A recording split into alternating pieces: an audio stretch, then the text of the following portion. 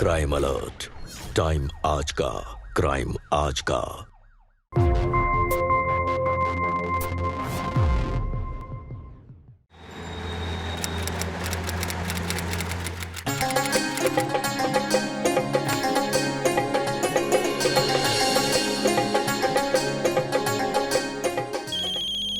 अरे एक फोन की आवाज आ रही है। अरे एक और फोन की आवाज आ रही है।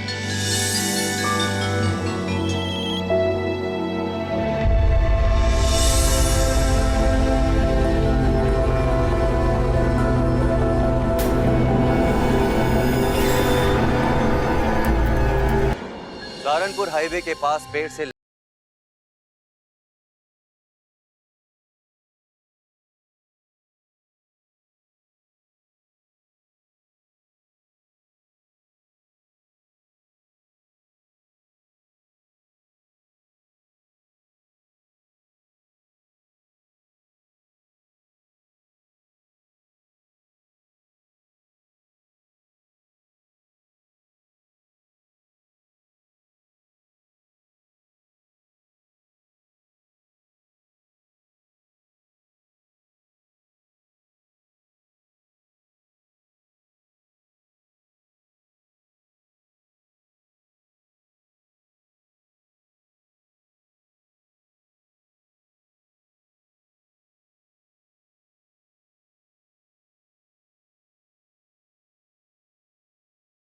क्या हुआ था?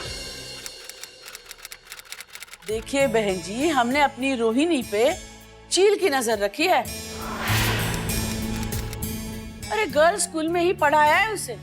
इतना ही नहीं, अपने रिश्तेदारों के अलावा इसे किसी और के यहाँ आने जाने तक नहीं दिया हमने। हाँ बेटी, तुम्हें पढ़ाई लिखाई के अलावा और क्या पसंद है? मैंने कुकिंग क्लासेस किए हैं।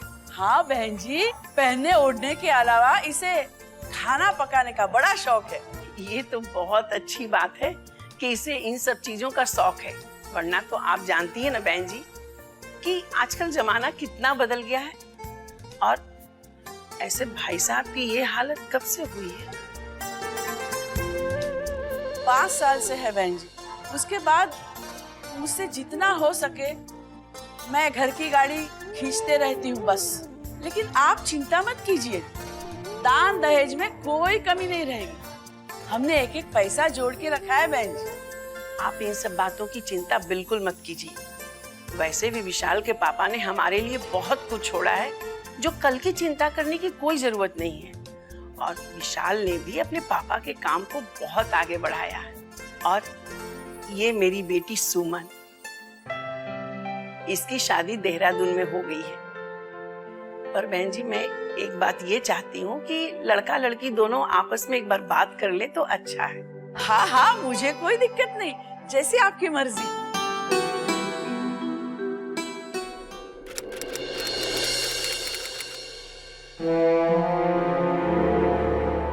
हाँ तो भाभी जी बताइए, आपने क्या सोचा है? निरंजन जी, अब आपको वो जमीन खाली करनी पड़ेगी। विशाल उसमें खुद का काम शुरू करना चाहता है। भाभी, भैया ने किस तरह चीट करके जमीन अपने नाम कर ली थी, अगर ये बात मैं कोर्ट में जाकर बता दूं तो आपको लेने के देने पड़ जाएंगे। मैं उस जमीन की इतनी कीमत इसलिए दे रहा हूं क्योंकि उस जमीन पर मेरा पूरा कारोबार चलता है। निरंजन, किसी के कहने से झूठ को सच में साबित नहीं किया जा सकता। और मुझे भी पता है कि सच क्या है। अगर आप चाहें तो किराया मत दीजिए, मगर जमीन तो खाली करनी ही पड़ेगी आपको। ठीक है, अगर आप यही चाहती हैं तो जमीन तो मैं वापस कर दूंगा, लेकिन रिश्ता हमेशा के लिए काट दूंगा। और याद रखिए, एक दिन आपको इसके लिए बहुत पछताना पड़ेगा।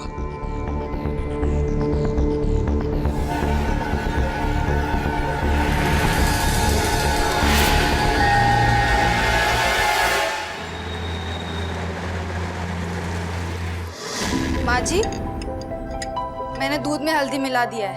अब इससे आपकी थकान ना ऐसे खत्म हो जाएगी। और वैसे भी 2-3 घंटे में तो मैं आ ही जाऊंगी। ठीक है? ठीक है बेटा, कुछ हो तो बताना। जी माँ जी, आप ये पी लीजिएगा।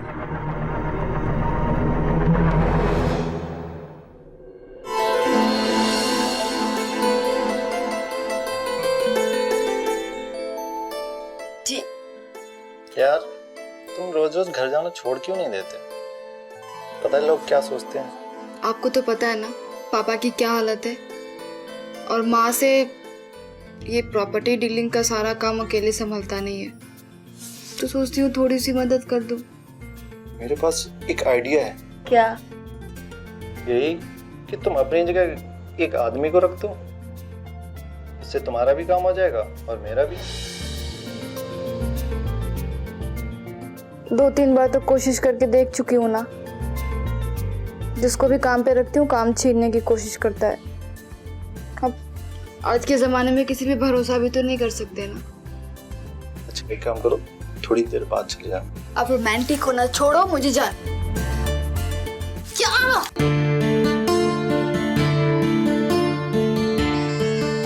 माँ का फोन। हाँ माँ, मैं आ रही हूँ, मैं जा रही हूँ, शाम को जल्दी आऊंगी।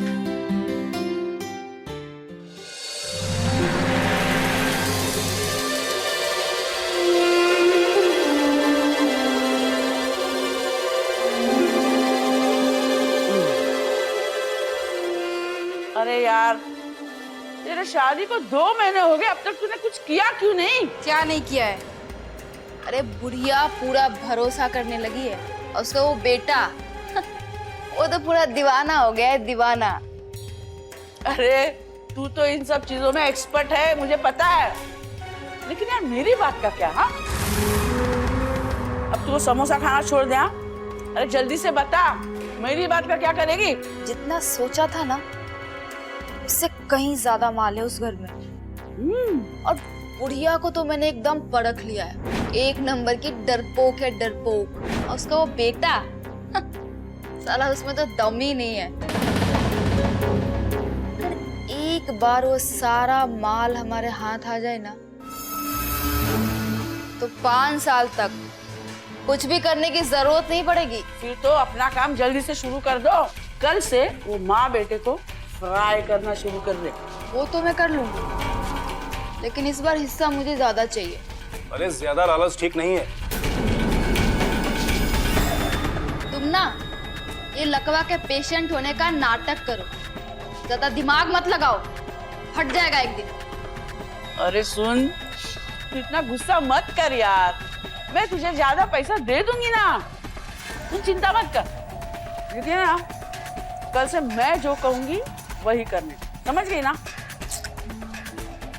दे ताली। शादी एक ऐसा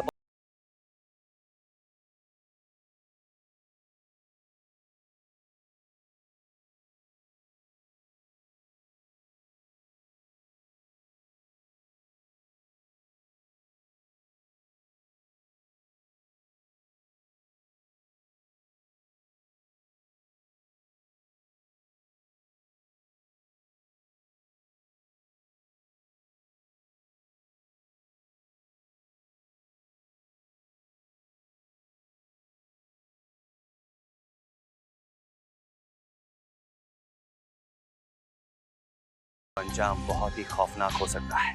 बेटा ये क्या कह रही है तू? वही कह रही हूँ माँ जी, जो आप सुन रही हैं। मुझसे अब ये खाना वाना नहीं बनेगा, आप इन सब काम के लिए किसी काम वाली को रख लीजिए। ये अचानक क्या हो गया तुमको? हुआ कुछ नहीं है माँ जी, बस खाना नहीं बनाना है। मगर तेरी माँ ने तो कहा था कि तुझे खाना बनाने का बहुत शौक है। माँ जी, मेरी माँ ने क्या बोला, आपने क्या सुना, उससे मुझे कोई लेना देना नहीं है। खाना नहीं बनाना है मतलब नहीं बनाना है, बात खत्म। ओके माँ जी? जी माँ जी।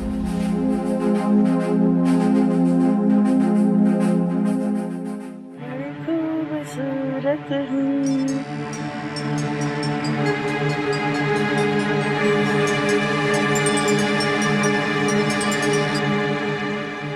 हेलो, हाँ बोलिए।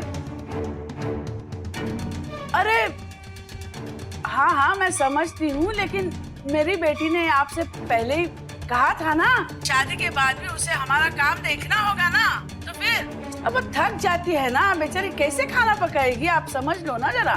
अरे भगवान की दया से आपके पास इतना पैसा है कि पकाने वाली काम वाली रख लीजिएगा ना, हाँ? मेरी बेटी को भी आराम मिलेगा और वो काम वाली का घर भी चलेगा, आपका पुण्य का काम भी हो जाएगा ना। पर मेरी बात तो सुनिए। हेलो हेलो, अरे कुछ सुनाई नहीं दे रहा पर मेरी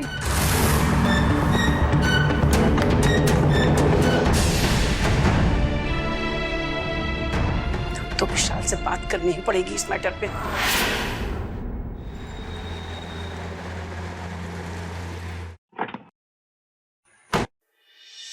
यार मुझे समझ में नहीं आता कि तुम्हारी प्रॉब्लम क्या है। तुम माँ से इस तरह कैसे बात कर सकती हो? अच्छा, तो माँ बेटे मिलकर मुझसे लड़ने आए हो?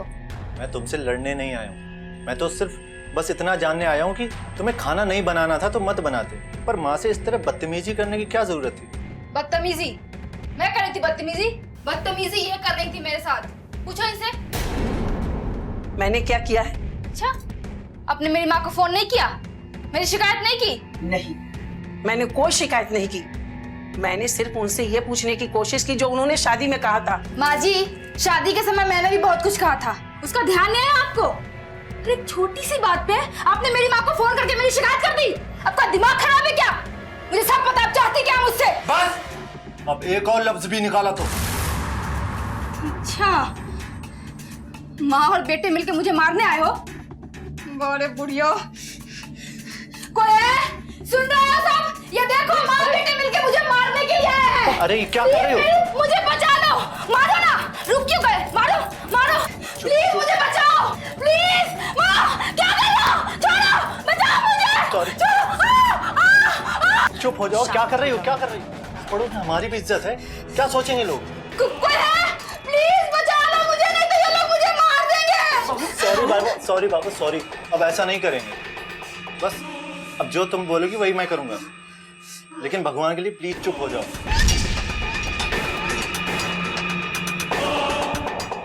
ठीक है, अगर तुम चाहते हो कि मैं किसी से कुछ भी ना कहूं, तो आज के बाद तुम माँ बेटे मेरे रास्ते में नहीं आओगे। मेरी जो मर्जी होगी मैं वो करूंगी, ठीक है? छोड़ दो विशाल, चलो यहाँ से। और सुनो, माँ के साथ ही सोना था तो मुझसे शादी क्यों की?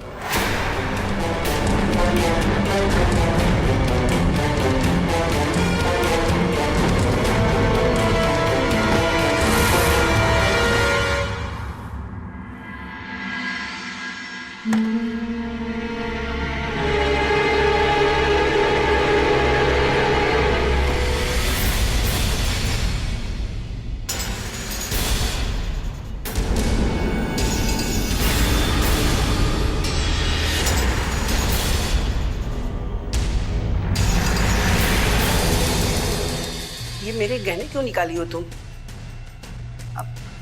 माँ जी, वो मैं देख रही थी कि आपके पास गहनों में क्या क्या है।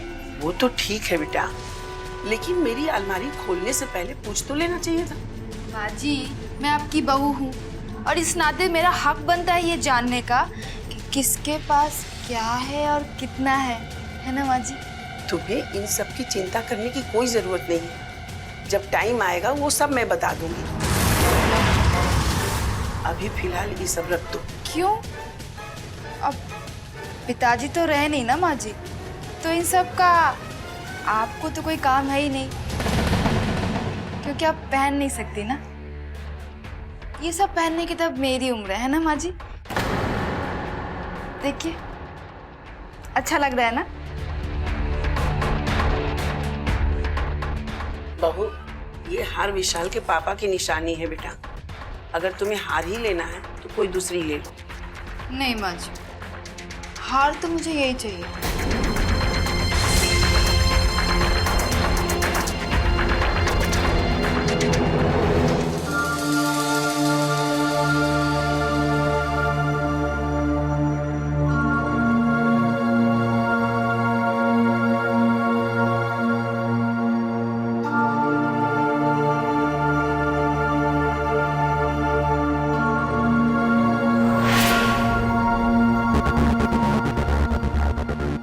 क्या हुआ? तुम खाना क्यों नहीं खा रही हो? भूख नहीं है। क्यों? क्यों का क्या मतलब है? भूख नहीं है मतलब नहीं है? देखो बेटा, जो हुआ उसे भूल जाओ। कभी कभी हम एक दूसरे को समझने में गलती हो जाती है। कि मेरी समझ में सारी बात आ गई है माँ जी, कि मेरी औकात क्या इस घर में। आखिर बात क्या है, खुल के बताओ ना। तुम्हें ऐसा क्यों लगता है कि इस घर में कोई इज्जत नहीं है तुम्हारी? माँ जी एक बात बताइए, इस घर की सारी प्रॉपर्टी किसके नाम पे है? अभी तो मेरे नाम पर है, मेरे बाद विशाल और सुमन में आधा आधा हो जाएगा। और मैं, मेरे लिए तो कुछ भी नहीं है ना। ऐसा कुछ नहीं है, तुम गलत समझ रही हो। जो कुछ भी विशाल का है वो सब कुछ तो तुम्हारा ही हो जाएगा। ये सब कहने की बातें हैं माँ जी। मैं भी इस घर की बहू हूँ, मेरा भी हक बनता है, और इसलिए प्रॉपर्टी में मेरा भी नाम होना चाहिए। हाँ बेटा, मैं मानती हूँ।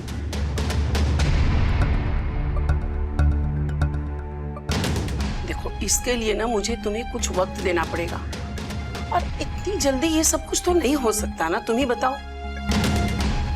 झूठ मत बोलिए माँ जी, सच बात तो ये है कि आप मुझे कुछ देना ही नहीं चाहती हैं।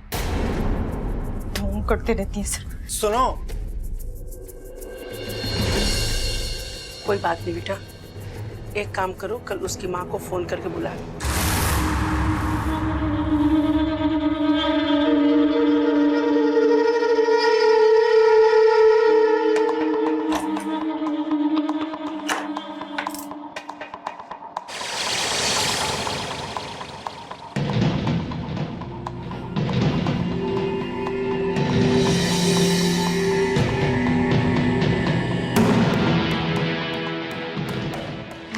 से भूख लगी हुई है।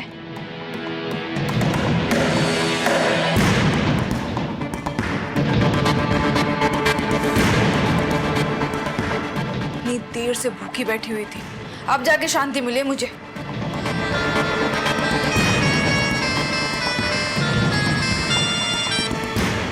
हेलो। शुरू कर दिया है, अब जल्दी ही मलाई खाने को मिलेगी।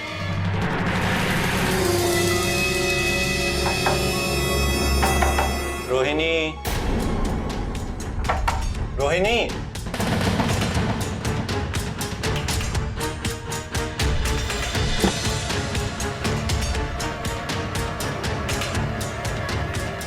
रोहिणी।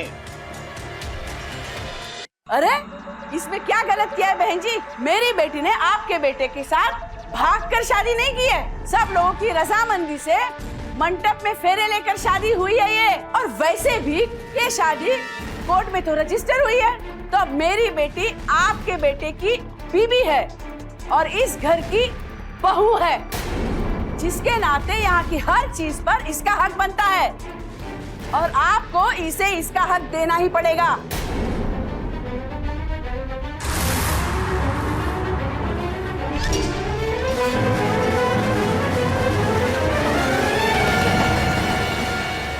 देखिए बहन जी, मेरी बेटी कोई रखेल नहीं है जो हर चीज के लिए आपसे पूछे, मांगे, भीख मांगे। हाँ माँ जी, आप लोग गलत समझ रही हैं। बेटा, हम सब समझते हैं, हमने भी तो दुनिया देखी है ना।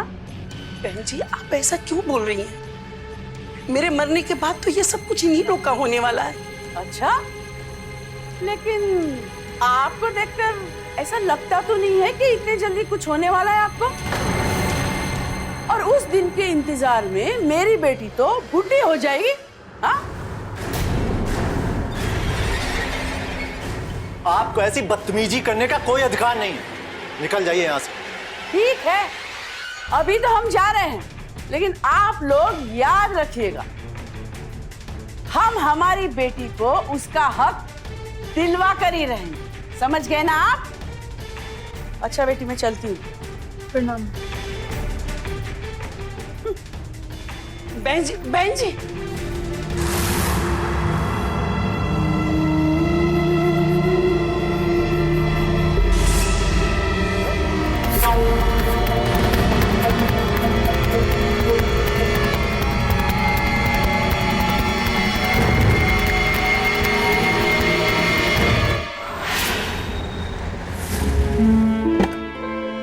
आप लोगों की लड़ाई में मेरी क्या गलती?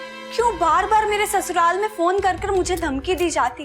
मैंने क्या किया है ऐसा? क्या बात है रोहिणी, तुमने सुमन के ससुराल फोन क्यों किया था? तुमने ऐसा क्यों किया बेटा? ओहो पतिदेव, आप भूल गए? आपने ही कहा था कि सारी प्रॉपर्टी में इसका भी हक है, तो सजा की भी हकदार होनी चाहिए ना ये। तो इसलिए मैंने इसकी सास को फोन करके कह दिया है कि अपनी प्यारी सी बहू को जेल में देखने के लिए तैयार हो जाइए, क्योंकि मुझे परेशान करने के सारे प्लान यही बनाती है ना। भाभी प्लीज, आप लोगों के सामने मैं हाथ जोड़ती हूँ, मुझे इस प्रॉपर्टी में कोई हिस्सा नहीं चाहिए। और आप लोगों के सामने मैं विनती करती हूँ कि प्रॉपर्टी को लेकर मेरे ससुराल में कभी भी फोन मत कीजिएगा, प्लीज।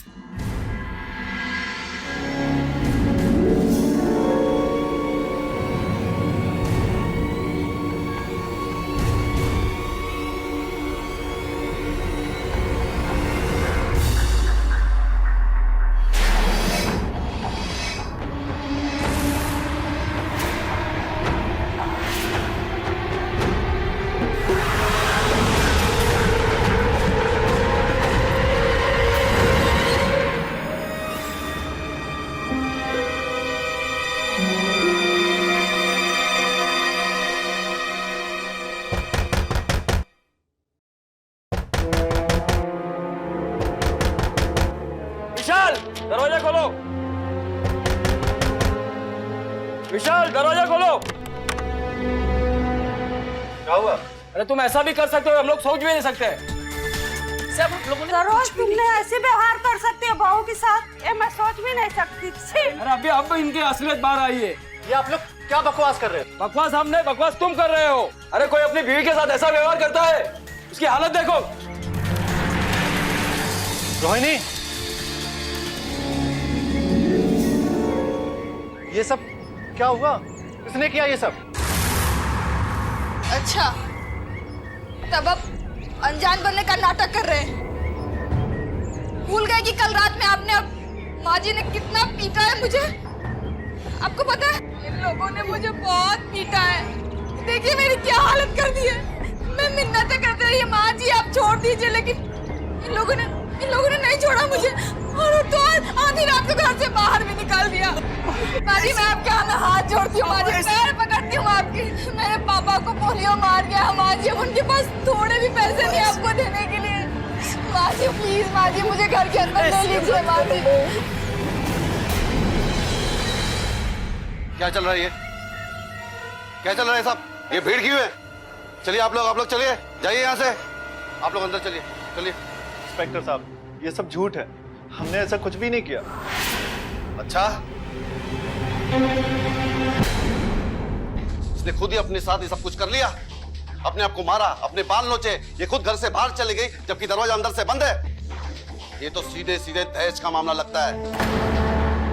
तुम अंदर जाके कपड़े चेंज करो, मेरे साथ थाने चलना, इन दोनों के खिलाफ एफआईआर दर्ज करना। इनको अंदर डालकर ऐसा ठोकता हूँ, देखता हूँ कौन छुड़ाने आता है। इंस्पेक्टर साहब ऐसा मत कीजिए, मुझे कोई रिपोर्ट कंप्लेन नहीं करनी है, बस मुझे तो इस घर में रहना है। इंस्पेक्टर साहब तुम पागल हो गई हो? इन लोगों ने तुम्हारे साथ इतना सब कुछ किया, फिर भी तुम इन लोगों के साथ रहना चाहती हो? इन लोगों को तो सजा मिलनी चाहिए।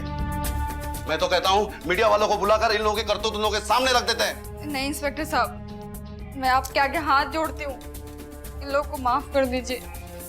मुझे तो सिर्फ इस घर में रहना है, बस। ठीक है, तुम कहती हो, तुम्हारी बात मान लेते हैं। अपना नंबर दो। 02। मेरा नंबर तुम्हारे फोन में आ गया होगा, उसे सेव कर लेना। दोबारा इन लोगों ने तुम्हारे साथ कुछ भी किया ना, मुझे तुरंत फोन करना। जी। अगर दोबारा तुम दोनों ने इसके साथ कुछ भी किया ना, हथकड़ी डालकर पूरे सहारनपुर में परेड कराऊंगा।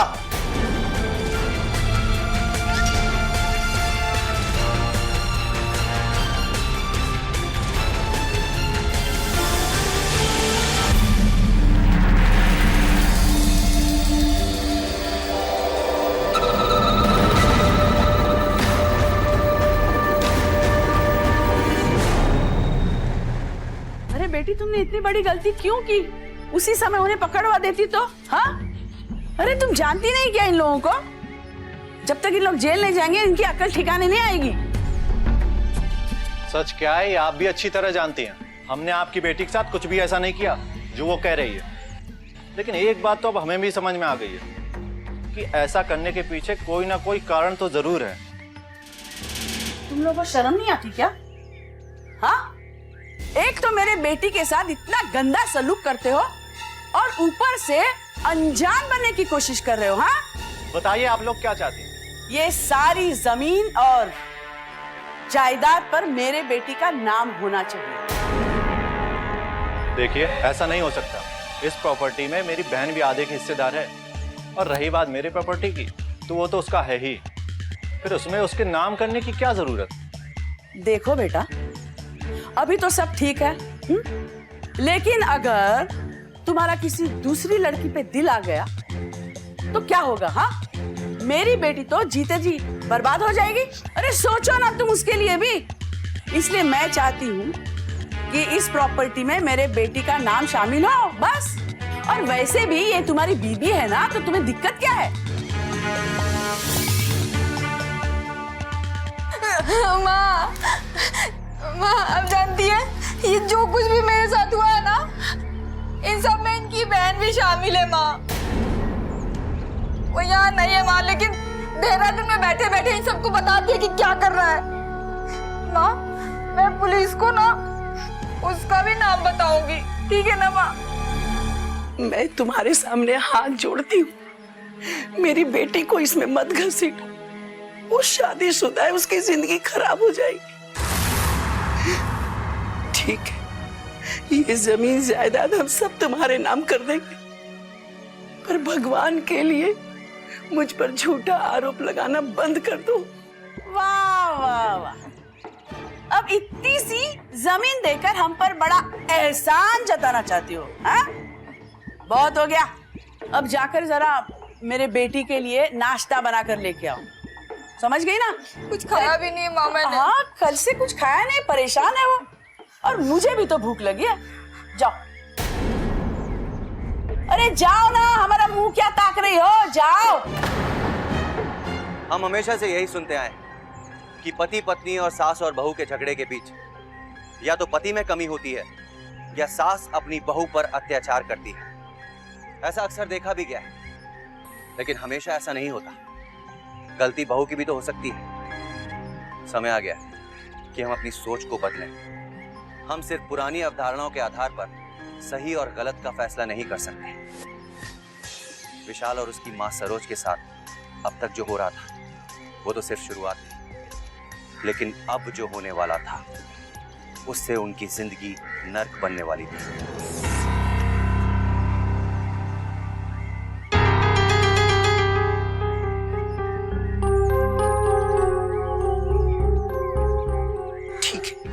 जमीन इसके नाम पर कर देंगे तब तो आप लोग कुछ नहीं करेंगे ना? माँ जी, वैसे तो ससुराल की हर चीज पे बहू का अधिकार होता है, लेकिन आप एक काम कीजिए ना, उस जमीन के साथ साथ ये घर और सारे गहने वो भी मेरे नाम कर दीजिए।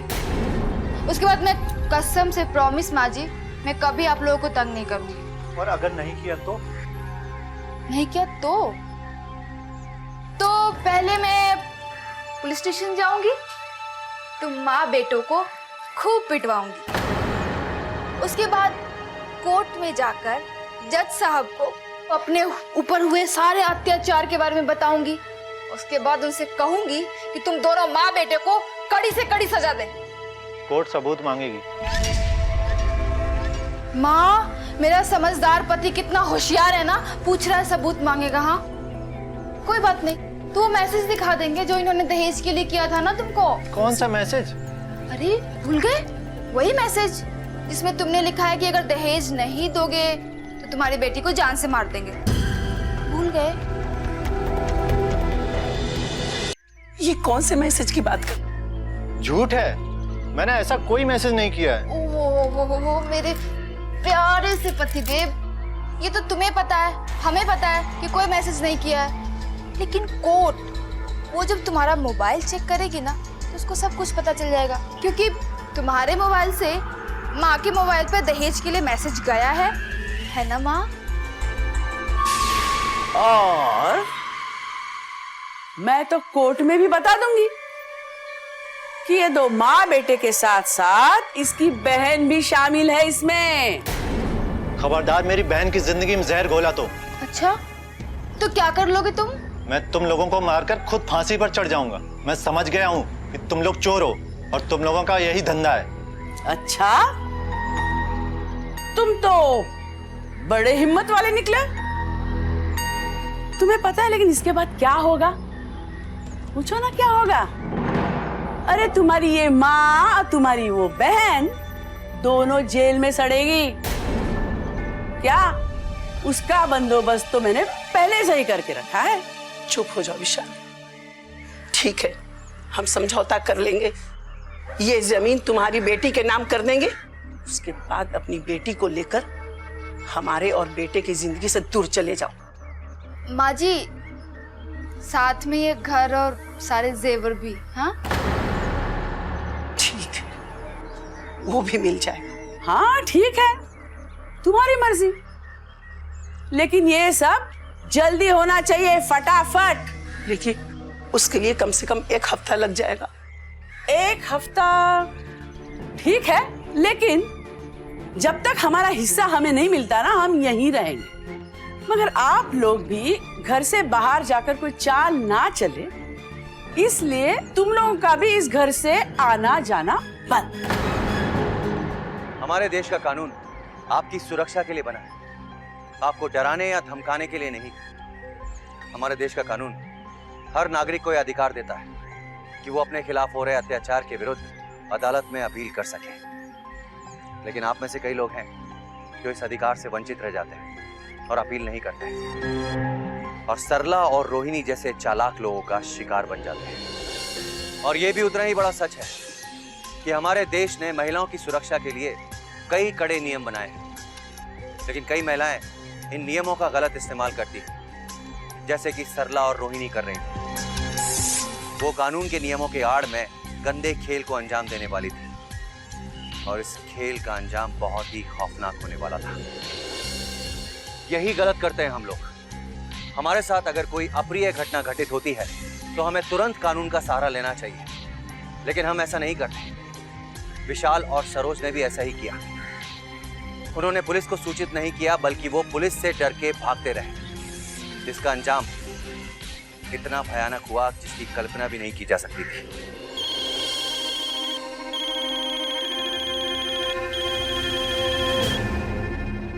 हेलो, माँ जी घर पे नहीं है, बाद में फोन कीजिएगा।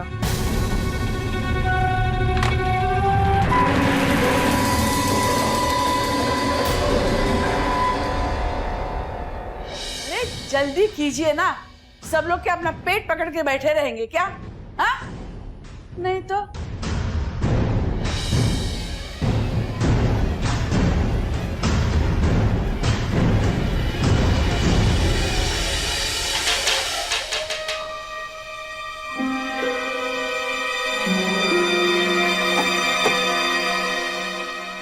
इंस्पेक्टर साहब नमस्ते, आइए आइए अंदर आइए। सब कुछ ठीक है ना? अभी तक तो सब ठीक है। बस आप इस पे साइन कर दीजिए, बाकी सब मैं संभाल लूंगा।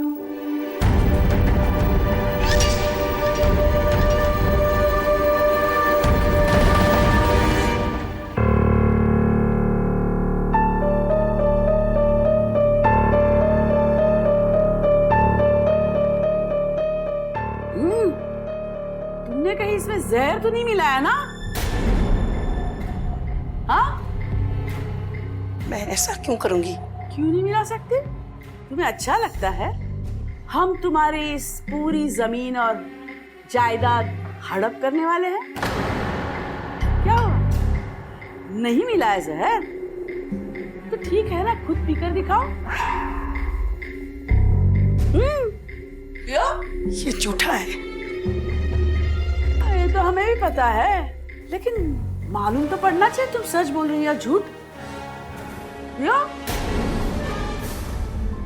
वरना हम तुम्हारी बेटी के ससुराल में ना फोन करके बता देंगे कि इस दहेज कांड में उसका भी नाम आने वाला है, समझी? पियो, अपनी बेटी का भला चाहती हो ना तो पियो।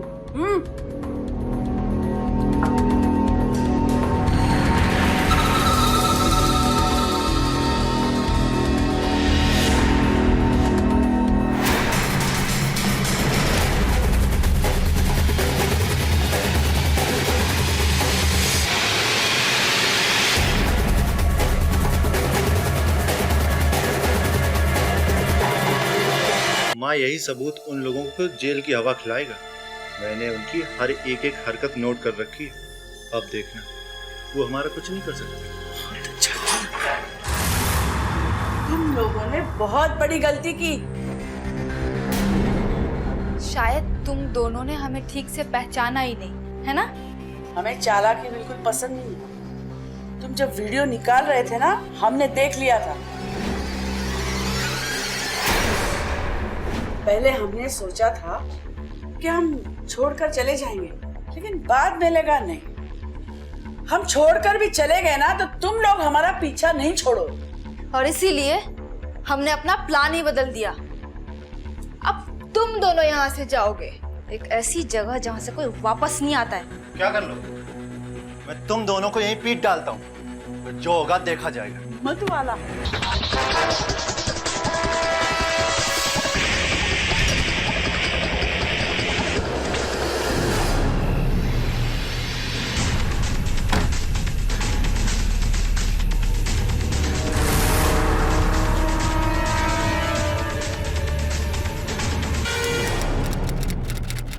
कुछ बच्चे लोग या खेल रहे थे, उन्हें नहीं देखा था। और क्या देखा?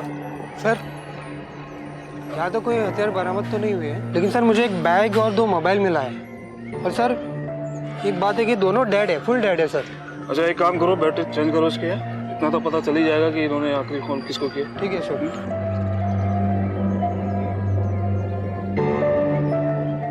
सर इस नंबर से कई बार फोन आ चुका है। कॉल बैक करो, पता करो कौन है। ठीक है सर।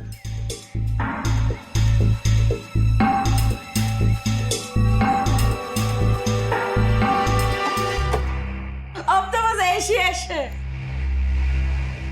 वहाँ माँ और भैया की हत्या हो गई है और आप लोग यहाँ बैठकर पार्टी कर रहे हो। शर्म आनी चाहिए आप लोगों को। ए लड़की, क्या बकवास कर रही तू?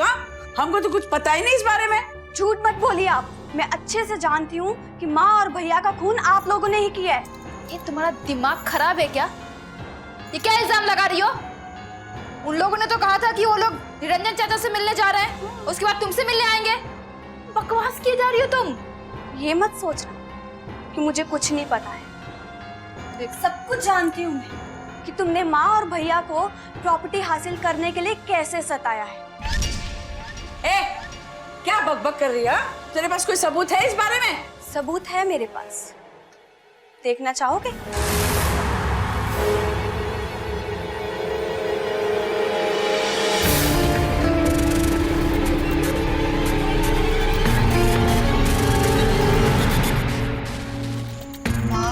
भैया ने मुझे वीडियो सेंड कर दिया था और अब ये वीडियो मैं पुलिस को दिखाऊंगी। फिर देख तुम्हारी सच्चाई किस तरह सामने आती है। ऐसा कुछ नहीं होगा। अब तू भी ना तेरे उस माँ और भाई के पास पहुंच जाएगी, समझ गई? और जब पुलिस आएगी तो हम कह देंगे कि उस निरंजन चाचा ने तुम्हें मार दिया है। खत्म।